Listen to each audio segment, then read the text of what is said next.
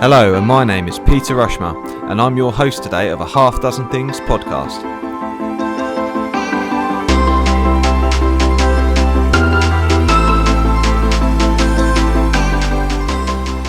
A Half Dozen Things is a podcast for business owners and professionals just like you. Whether you're an underdog hungry for success or you're already smashing it but want to continue to level up, we're here each week for you to get insight and learning from the very best in the business. No fluff, no BS, and no self-proclaimed gurus talking about how easy business or life is. Just real, frank, and raw conversations. I'm really pleased to be joined today by Darren Newman.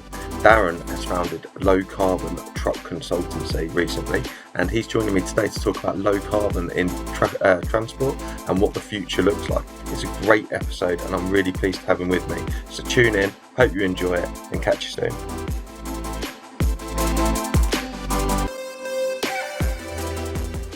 With Darren Newman today. Darren and I are old ex-work colleagues back in the day when we used to work for Volvo together. I'm buzzing to have you on here since you've launched your new business. So Darren, are you able to just introduce yourself for people who are listening and let them know who you are and what you do, and obviously a bit of background around how we met each other as well? Darren Newman, as Peter rightly says. I've recently started my own business, Low Carbon Truck Consultancy. The point of that business is to try and help predominantly the smaller operators who don't have sustainability managers and don't necessarily have the staff, the time, the resource to go to all the clean air shows and in the city and get involved in all the forums and discussions on alternative fuels.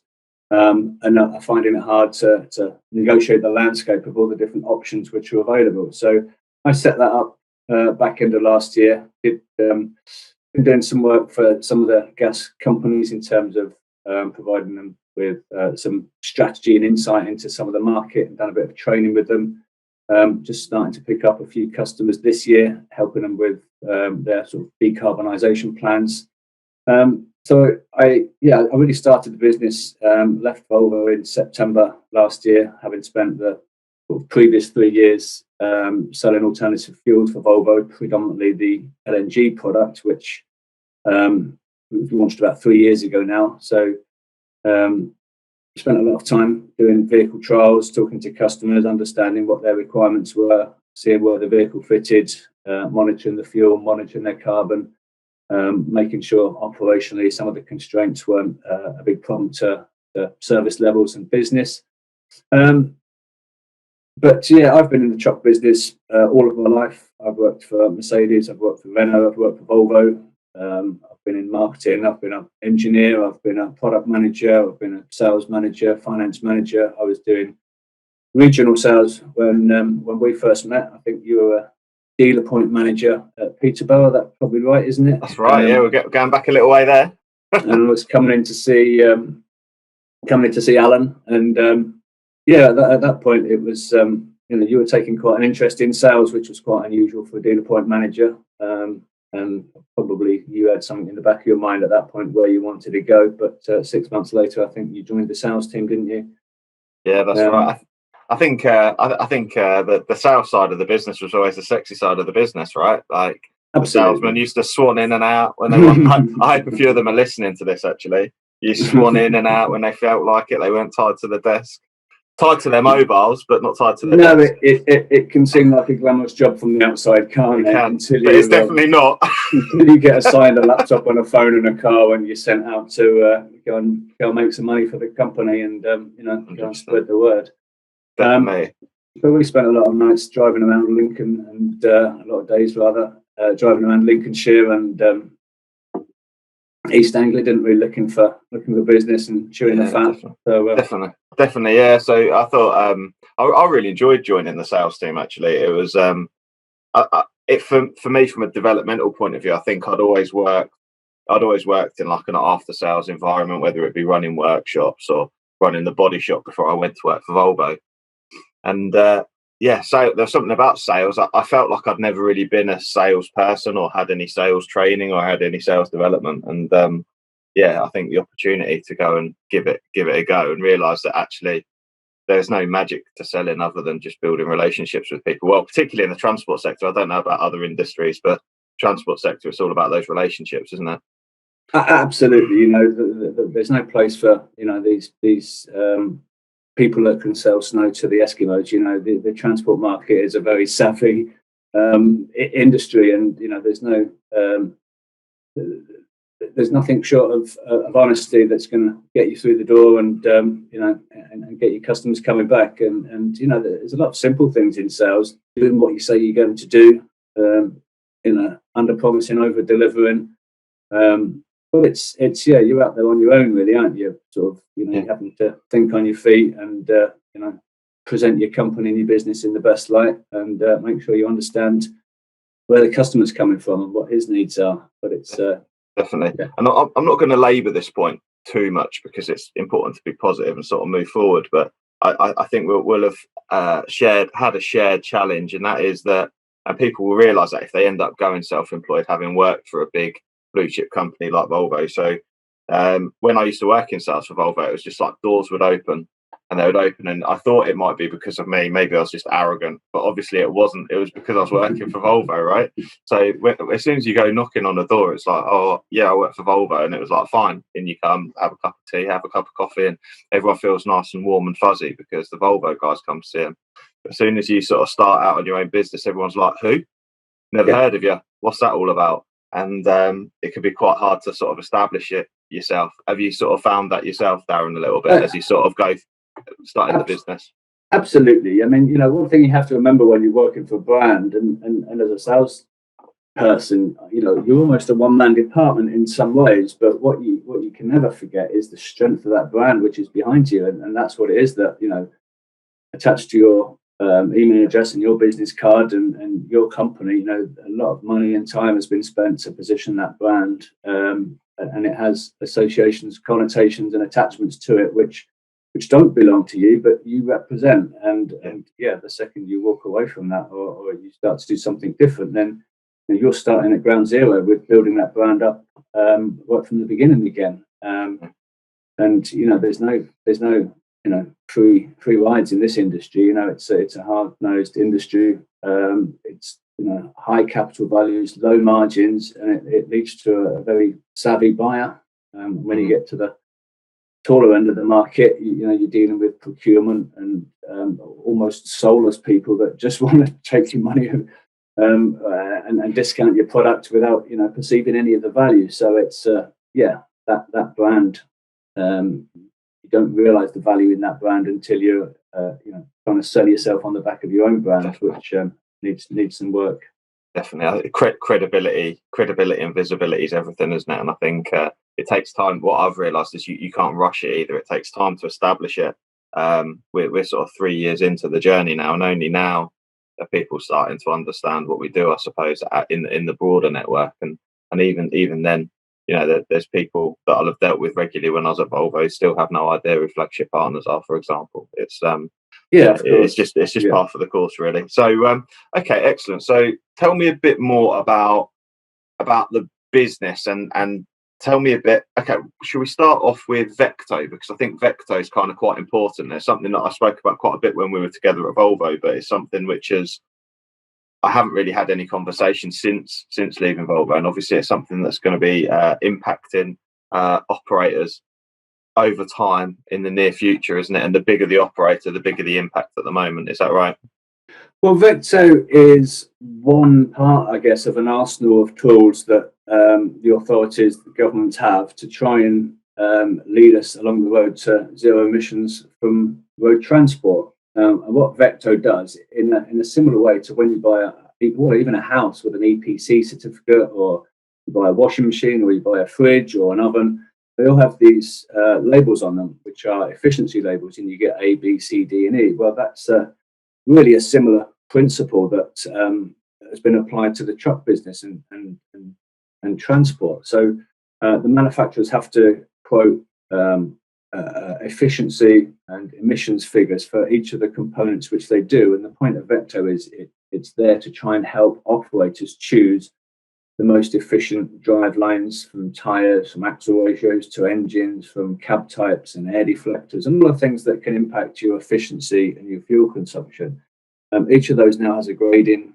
So each time you get a quote on a truck, your salesman will be able to tell you exactly the Vecto score and the efficiency, and it's led to certain options, tyres particularly being dropped from product lines, certain tread patterns which are inefficient, and the manufacturers themselves are actually measured on their carbon emissions. But as we all know, truck manufacturers don't really operate trucks; they sell trucks, and their users use them. So it's difficult for a manufacturer to control the emissions from the trucks itself. So it's measured on the amount of low emission trucks versus conventional trucks that it sells.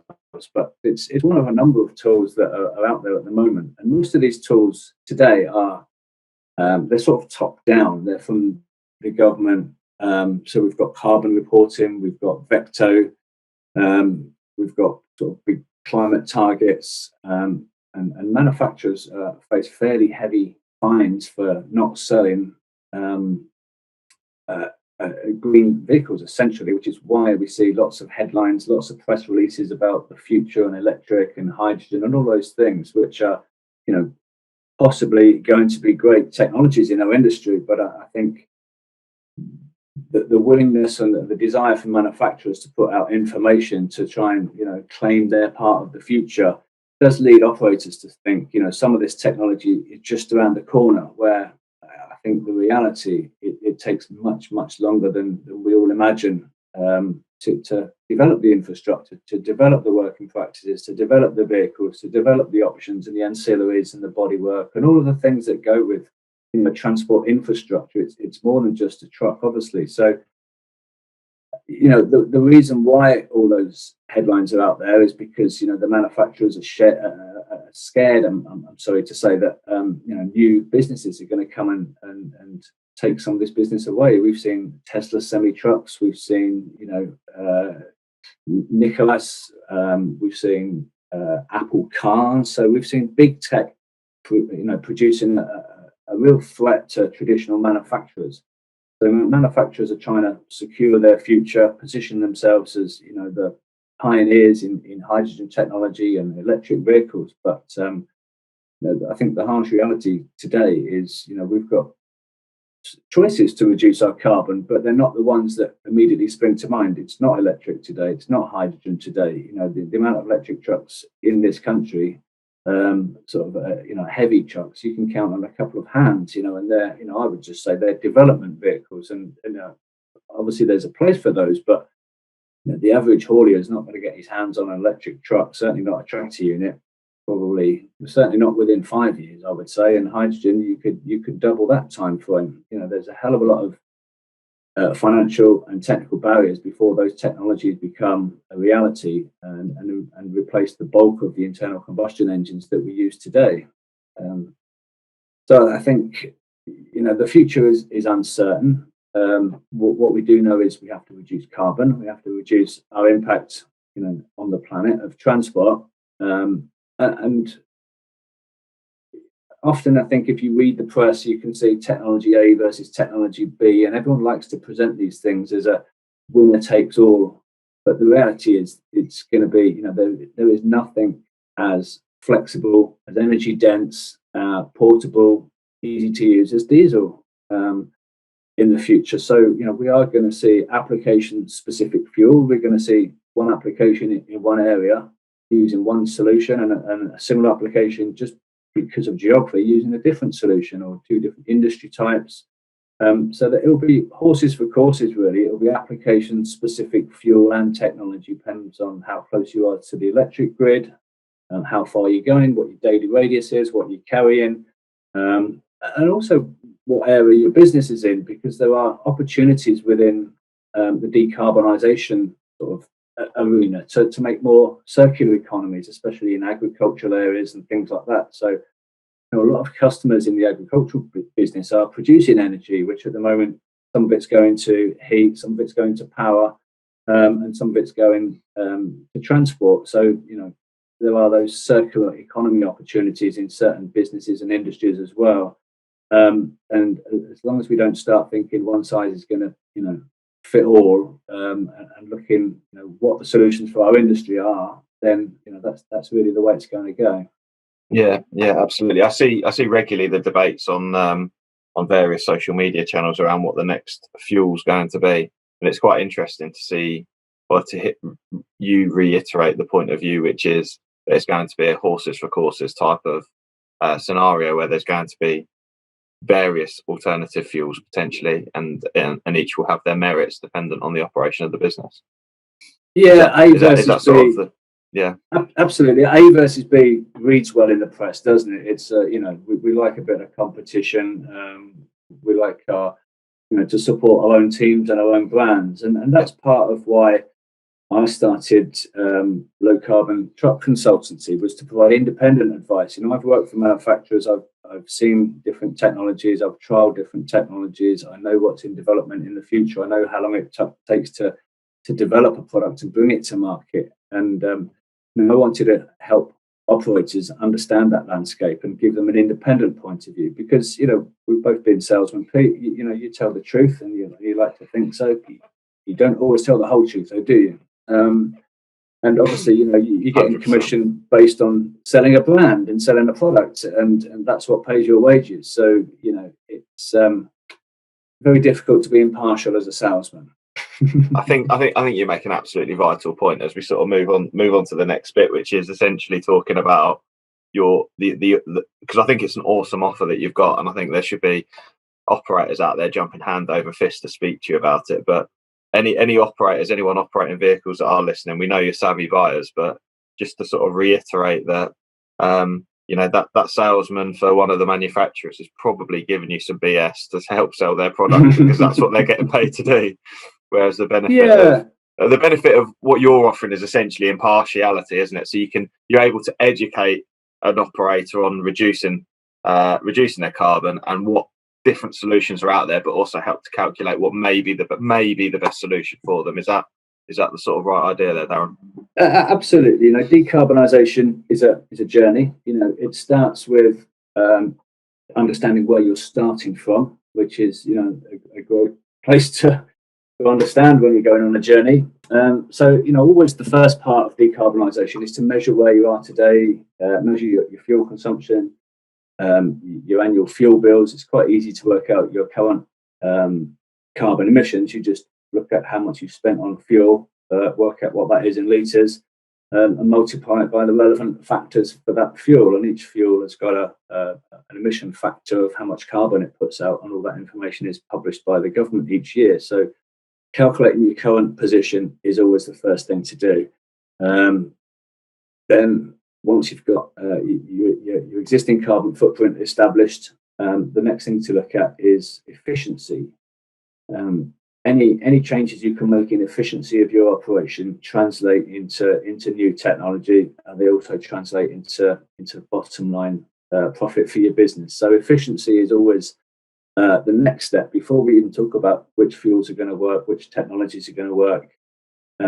Making sure your drivers are effectively trained and engaged with the business. I always think engaging your drivers with the decision-making process in the business really helps them with retention and being part of the journey. And I think that's important. But making sure your tyre pressures are correct, making sure your maintenance is proper, your best practice, looking at your routes, your loading, all of your ancillaries, your PTOs, your fork trucks, your fridges, everything across your operation that you do. Air management, have you got the right engine? A lot of people like to treat their drivers and to focus on driver retention by treating their drivers to 500 horsepower instead of 460. Well, I would suggest get him a fridge and a coffee machine and a nice uniform, rather than give him more horses than he needs to do the job, because all these things will impact on your fuel consumption. And Vector, again, is part of that. It's part of improving your efficiency, because it gives you the knowledge you need to make sure that the vehicles you're buying are the most efficient. So, those are the things you do before you even start looking at technology and routes and which way you're going to reduce your emissions. So reducing current emissions through efficiency changes is step number one, because, as I said before, any efficiency you can save on a diesel platform translates to savings on hydrogen, on biofuel, on whatever it is you're going to go to as well. So that's the next step. And then really the key part of it is evaluation of the technology that's out there. We all like to talk about the future, which is hydrogen and electric, but today, if you want to reduce carbon, you've got only a real couple of options. You've got alternative fuels, biodiesels. HVO is the current favourite, and probably the least impactful on your business in terms of operation, how you handle it, how you operate your vehicles. HVO is a drop-in fuel, and you can use that in the trucks that you have today, and get over an 80% carbon reduction from your emissions. The downside of HVO is it costs more than diesel, which, as we said before, a low margin, high capital value business, no one wants, costs going up. Everyone wants costs coming down. So, if you're an own account operator, maybe HVO is the way to go, because haulage is a small element built into the cost of your end product. You could maybe take a 15-20% increase in fuel costs and only translate that to 1 or 2% increase in your end product. Yeah, if you're selling transport, that is your end product. A 20% increase in your fuel cost is almost a 20% increase in your selling price of transport. So again, those kinds of fuels work in different ways for different people. So that's the simplest and easiest is decarbonising your fuel rather than your vehicle. So a good example of that. So just sort of putting that in the real world, a good example of that might be like a builder's merchant who deliver their building product, for example. They maybe run 1 or 2 delivery vehicles. Something like that might be a good solution for them. Absolutely, because it's no special training. The thing with HVO is you need to bunker it on site. You can't buy it on forecourt, so you do need an on-site storage facility. But those things are relatively simple to establish and set up. So when you've got fleets which are spread out across the country, HVO can sometimes be a good opportunity. The next set of technologies really you're looking at today is gas vehicles.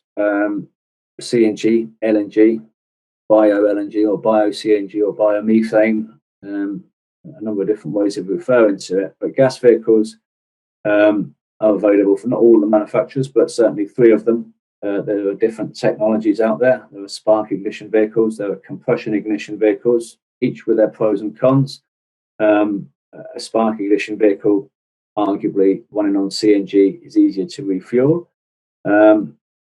But you don't necessarily get the range with CNG because it's not as dense as LNG, and it's certainly not as dense as diesel. There's LNG products out there. Often you can get obviously more range with LNG because it's more dense, so it's more suitable for longer range applications. And again, the spark ignition technology out there works like a petrol car. So petrol cars are less efficient than diesel cars. They have more power, but they have less torque. So there are some trade-offs if you go for a spark ignition gas vehicle. And it can be LNG and CNG, and that doesn't really impact the efficiency. That just affects the fueling process and the range of the vehicle. But you will suffer an efficiency loss. And at 35, 36, 38 ton, that's not such a big impact. And as you move up towards 40 tons and certainly 44, that can be quite a hit, and you can lose maybe 25% efficiency in some cases. So you actually need 25% more fuel to do the same work as you did with diesel. So once we get up to that end of the market, then the compression ignition solutions tend to be a bit better because they lose less efficiency. Now the downside there is that technology costs a bit more, and the compression ignition gas doesn't ignite under pressure, so that those technologies need a small amount of diesel to ignite the gas. So you're running on a 10% diesel and 90% LNG mix.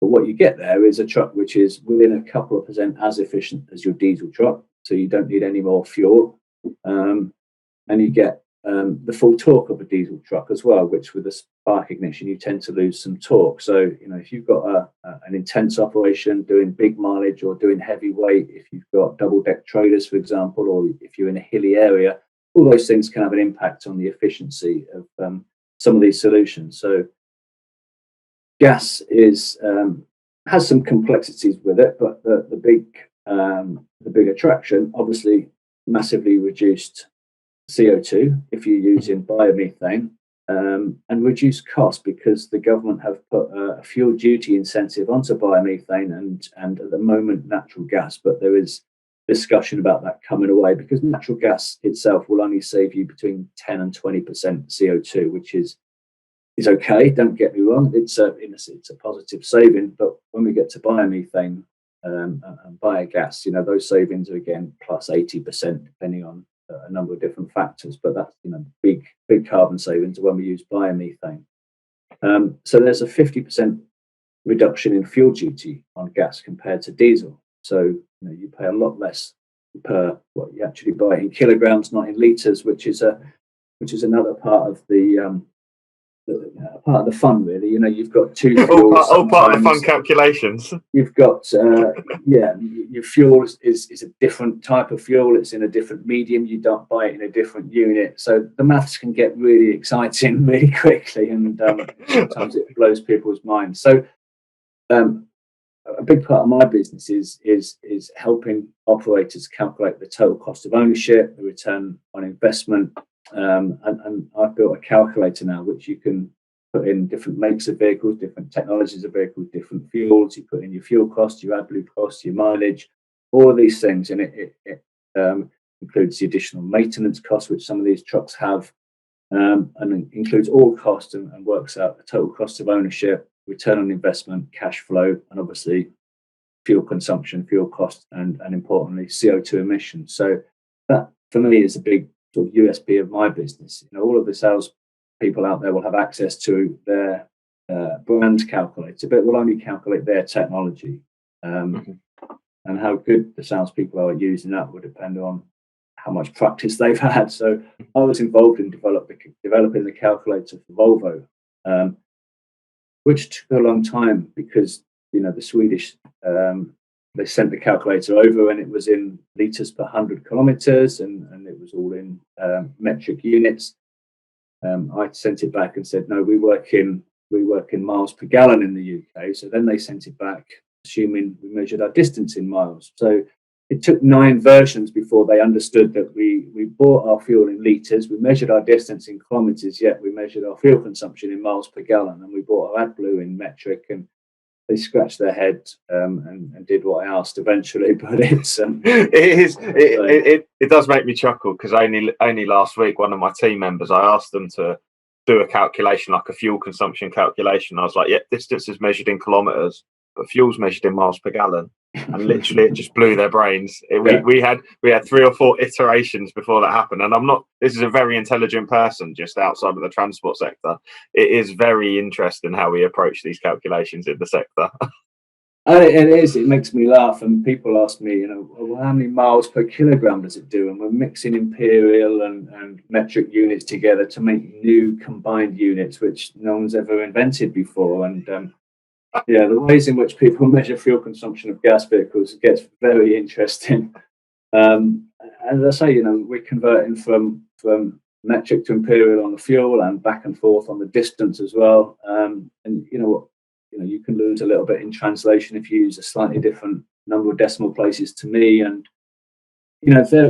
what you don't want in a sales discussion is to spend half the meeting debating whose numbers are correct, and so many meetings, the debate is not what we're going to do with these numbers, is my number's not the same as your number. And you get these, where did you get yours from? Where did I get mine from? You spend all of your time trying to understand the maths.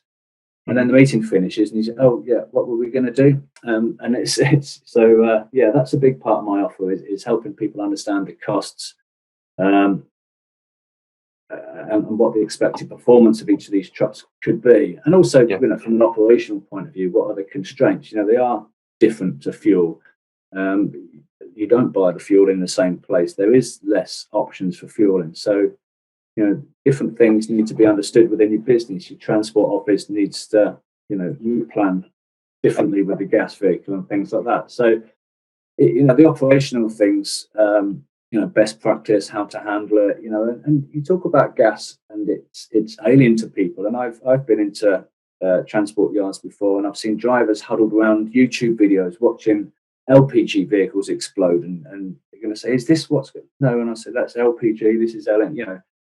But there's a lot of uncertainty around the fuel and the storage. I think that what bothers me most, and where I see the real value in what we're discussing here, is that it's one thing. So at the moment, a salesperson could do a really great job of selling an operator an incorrect vehicle right now that's diesel, right?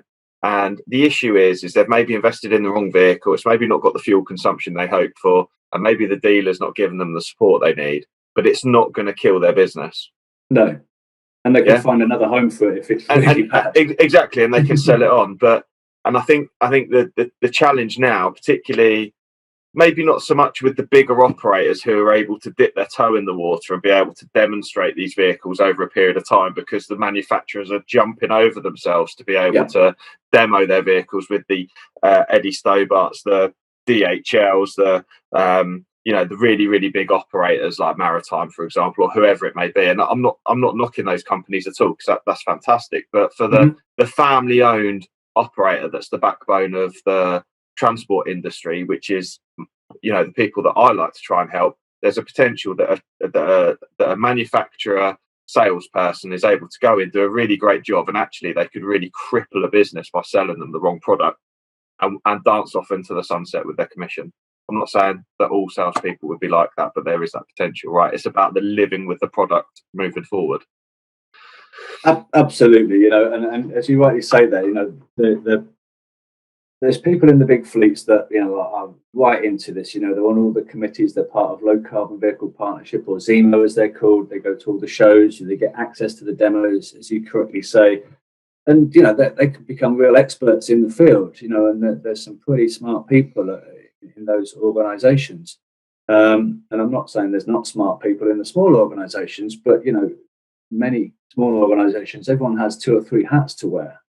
And it's a full-time job researching sustainability, and you can imagine you can spend your whole day going to launches and meetings and discussions and debates and try and learn what is correct, and you can waste an awful lot of time. So my service really is to guide people through that without fearing that you're going to be stuck with stranded assets, or spend your money on the wrong thing, or be sold a solution which is not right for you but is right for the salesman. So that's where my speciality comes in. And also in deploying this stuff on the ground, it's really important that we get drivers engaged, that they understand why we're doing it, that we get customers engaged and stakeholders across the business. These transitions are difficult, and they're difficult in an industry which is, service level is sacrosanct to these people. No one is prepared to jeopardize service levels, saving the planet, saving money, or anything. If you lose a contract, all that stuff becomes irrelevant. That's your business gone. So no one will ever want to jeopardize a contract for sustainability, or even for saving money, because it's counterproductive, isn't it? So people need help and support and advice, and that's what we're set up to give them. I guess the next question is clearly defining who that customer could be. So I think where I've mentioned some of the bigger names that are people that are potentially have got full-time people in their businesses looking at sustainability and becoming experts in the sort of small to medium family operator business, where this our conversation so far has literally just blown their brains, and they don't see how that fits in. What would you suggest? How many new vehicles a year does an operator need to be buying before this is starting to come on their agenda? Would you say, like, what size would their fleet be? And what how many vehicles a year, I suppose, is the right. I hope that's the right question. I might not be asking the right question there, but I hope you understand what I mean. Well, I think so. And the impetus to do something can come from a number of different places. One, your own conscience. You see what's happening to the world and the human impact on the climate, and you can say to yourself, well, I've been running diesel vehicles and I'm a polluter. I want to do something about it. So that's one route. And you can approach the market and see what options are available to you. If you're a big company, if you're a listed company, if you have a high turnover, then you're obliged to report your carbon emissions. So there are certain companies coming into scope there for reporting carbon emissions. There's also pressure from customers.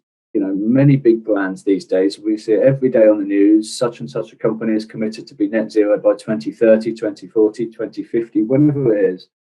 And it could be that, whilst you may not come under the scope of carbon reporting, your customers might do. And carbon reporting is done in what we call scope. So there's scope 1 is your own emissions. There's scope 2, which is your own energy use.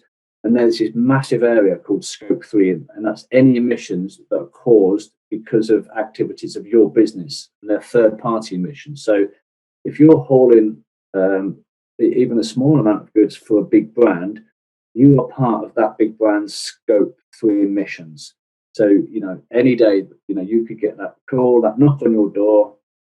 What are your emissions? Because we need to report them as part of our corporate social responsibility and our legal requirements. So people are getting spoken to all the time now to say, what are your emissions, and what are you doing to fix them? And the other source is FORS, people that are going for the high levels of FORS accreditation.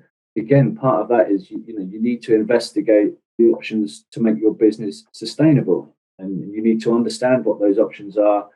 And you need to be, working on a plan to decarbonise your business. So there's a number of different drivers and sources that may make you want to look into sustainability, whether it's personal or business related or for any other reason. So I don't think as time goes on, no one is going to escape from this. Carbon, we all know is a cost. We don't have an over carbon tax at the moment. I don't think that will be true in 2040. I don't think it'll be true in 2050. Today, we don't have a direct carbon tax. We'll pay for carbon in one way or another. Many businesses have internal costs for carbon, and many taxes are based around carbon and emission. But we don't have just a pure carbon tax. And many people argue until we get that, actual end users and polluters aren't going to take responsibility for their own emissions. But it's coming, and it's coming from lots of different angles. At the moment, as I said before, a lot of this is bottom down. But once it starts getting into top up, and we're reporting to the government what we're doing, it's going to be a big part of business going forward. Awesome. Okay, so you've clarified that really nicely, mate. I think the one question I've got then, that just to sort of probe you on that, what size fleet are we looking at? What sort? Where do we start thinking about that? Or if you're an operator where none of those things are happening, but actually it'd do me good to have a chat with Darren and get a better understanding of what my options are going to be over the next 5, 10, 15, 20 years as I'm looking to sort of plan the future of my business. I don't think there's any size of fleet, Peter. I really don't. Even if you're just using one vehicle, if you're a scaffolding firm that runs one truck, if you have a family that you're concerned about their future, if you're concerned about what's going on around us, then you can take it on yourself personally to look at how you can reduce your carbon emissions. And as I said before, it's not all about investing in brand new technology and big infrastructure. You could look at your operation and improve, a 10% improvement in efficiency, or 10% improvement in fuel consumption is a 10% reduction in carbon, and that's worth something. One truck, one person, one individual, and we all have to look at everything we do to try and minimise the impact that we're having as individuals. And I think until everyone is in this mindset of not just doing it because we're told or doing it because we're asked or expected to. Just have a think, and everything you do, it has an impact somewhere, and it doesn't take a great deal of cost or anything like that just to do a few things better. And it's small improvements. And if you wanted to take the next step and say, well, I want to make a significant reduction in my carbon, you can look at different fuels, and that works on one vehicle. Okay, yeah, gas vehicles, you need again, it depends where you are. If you want your own station and a back to base station with a gas vehicle, then you're looking at 10 plus vehicles, or 5 growing to 10 or 10 growing to 20. But if you're fairly near some public infrastructure or another operator, a slightly bigger operator that's got some infrastructure, then one truck is viable. If there's a gas station on your route, then you can go with one vehicle, because there's no infrastructure required for that. Yeah, awesome. So just to touch on that again, the infrastructure is growing, but a lot of it is back to base big fleets. So they want the infrastructure on their site, just like they would have diesel on their site as well. So they're self-contained. But there's some providers out there focusing on back to base units, secure individual storage for big fleets, and there's other providers out there looking at public infrastructure, public access refueling, and you've got that on LNG, you've got it on CNG. So again, it depends who you are, where you are, what you're doing. And these are, this is what, again, I'm trying to help people with. I'm sort of stuck out here operating on my own with a couple of trucks. No one's around me. What do I do? So it's also about understanding. If 3 or 4 small operators in one region all wanted to go gas at the same time, then people are queuing up to put the infrastructure in. A station can't survive on just a couple of vehicles. It needs 20 vehicles really in the longer term, but that can be built up slowly over a couple of years. Mm-hmm. Awesome. I think here endeth my questions, mate. Have I missed anything? Is there anything we've not covered? What have I not asked? What have you not? I should have asked. No. I think your questions have been pretty specific. I think pretty specific. Well, it's a big subject. I'm honing my interviewing skills, mate. It's a big subject, and there's a million different things involved with transport, and I could happily talk about this all day long, and sometimes I get told not to. But no, those are the basic steps. It's where am I today? Where do I want to go? What can I improve with what I've got? What next step do I need to take to make a big saving? How can I engage my customers, my business, my stakeholders, my employees in that process? How can we roll it out without impacting our service levels and our performance? And then the final step is, once you've done this, how can I capitalize? How can I get new business? How can I advertise? How can I use my image and improve my public relations and all of those things? And there are business opportunities out there for people that are prepared to take these steps. You get yourself some good press coverage, you get yourself some good customer engagement, and you can go out looking for customers. If you see a brand or on TV or in a magazine that's making a carbon commitment, then you can approach those people and say, we're providing zero carbon or reduced carbon transport services, and then it's another string to your bow as a transport provider selling transport services. Yeah, I think you make some fantastic points there, mate. I really do. And the other thing is, those listening, if you've got any questions, you can always drop me a message, and we can have Darren back on for a follow-up, a sequel episode, and answer any questions you may have, or you can get in touch with him direct. Just don't go on LinkedIn because he hates it. I'm a bit of a LinkedIn virgin, but I'm getting into it. Good man. Sold your soul to the devil like the rest of us. Darren, just quickly then, if people want to get in touch with you, how do they find you? Where should they get in touch with you? You got an email address, or what's the company called again? I am on LinkedIn. My company is Low Carbon Truck Consultancy, but my website is www.lowcarbontruck.co.uk. So all one word, lowcarbontruck.co.uk, and you should find me there. Yeah. Top man, Darren. Thank you very much. And I hope everyone's really enjoyed this session, and catch you all soon. Take care.